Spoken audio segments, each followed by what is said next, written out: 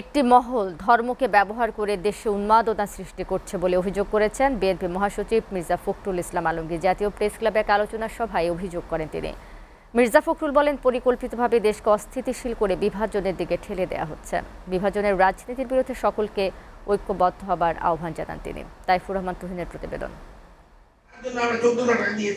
জাতীয় প্রেস ক্লাবে এরশাদ বিরোধী আন্দোলনে শহীদ ডাক্তার মিলন হোসেন দিবস উপলক্ষে আয়োজিত আলোচনা সভায় অংশ নেন বিএনপি মহাসচিব মির্জা ফখরুল ইসলাম আলমগীর। তিনি বলেন, দীর্ঘ 15 বছর আন্দোলনের ধারাবাহিকতায় গত 5 আগস্ট দানব সরকার উৎখাত হলেও এখনো থামেনি ষড়যন্ত্র। গত কয়েকদিনের ঘটনায় জাতি অত্যন্ত চিন্তিত, উদ্বিগ্ন ও আতঙ্কিত বলেও জানান তিনি। আপনারা ভাবুন যে কি পরিমাণ ত্যাগ স্বীকার করলে মানুষ প্রাণ দিতে পারে দেশের জন্য, কল্যাণের জন্য। তার ফলশ্রুতি কি এই বাংলাদেশ? আমরা এটাই দেখতে চেয়েছি যে 3 মাস হয়নি, এখনই রাস্তায় রাস্তায় লড়াই শুরু হয়েছে। 3 মাসও যায়নি, এখন একজন আরেকজনের বুকে রক্ত ঝরাচ্ছে। আপনি চিন্তা করতে পারেন ধর্মকে কেন্দ্র করে কি উন্মাদনা শুরু হয়েছে, যে যারা আজকেই বিভেদের দিকে ঠেলছে, যারা আজকে বিভাজনের দিকে ঠেলছে, অনেকের দিকে ঠেলছে, তারা আমাদের আসলেও শত্রু না মিত্র। তিনি আরো বলেন, বিভাজন জাতিকে ঐক্যবদ্ধ করে না।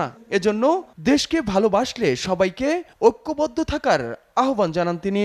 14-15 বছর ধরে লড়াই করছি, বহুবার জেলে গেছি, যে কোনো সময় আবারও জেলে যাওয়ার জন্য প্রস্তুত আছি, কিন্তু আমি এই বাংলাদেশ দেখতে চাই না।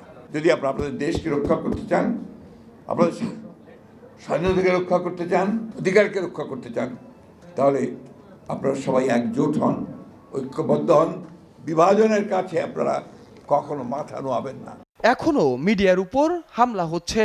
তার নিন্দা জানিয়ে মির্জা ফখরুল বলেন, গণমাধ্যমের স্বাধীনতা ছাড়া গণতন্ত্রের উত্তরণ সম্ভব নয়।